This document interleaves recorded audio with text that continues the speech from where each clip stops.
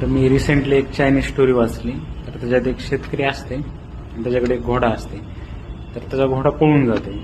त्याचा घोडा पळून गेल्यानंतर त्याच्या आसपासचे शेजारी येतात आणि त्याला म्हणतात की खूप वाईट नाही घडलं तुझ्या संग. ते म्हणते मे बी असू शकतं. काही दिवसांनी तो घोडा वापस येतो आणि त्याच्या संग अजून 7 घोडे आलेले असतात. मग तेव्हा त्याचे शेजारी त्याच्याकडे येतात आणि त्याला म्हणतात की खूप चांगलं नाही का झालं तुझ्या संग. तर ते म्हणते मे बी असू शकतं.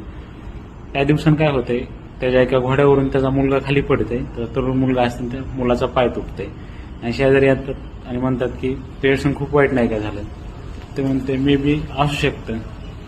काही दिवसांनी काय होते, तिथले जे कंट्री आहे चायना आहे तिथले काही ऑफिसर येतात आणि त्यांना मिलिटरीमध्ये काही लोक भरती करायचे असतात. तर तरुण मुलांना घेतात आणि ह्याच्या मुलाचा पाय तुटल्यामुळं त्याला नाहीत घेत. मग पुन्हा शेजारी त्याच्याकडे येतात आणि त्याला म्हणतात की तुझ्यासंग खूप चांगलं नाही का घडलं. तर ते म्हणते मे बी असू शकतं. स्टोरीतून शिकायसारखं काय तर म्हणजे इट इज इम्पॉसिबल.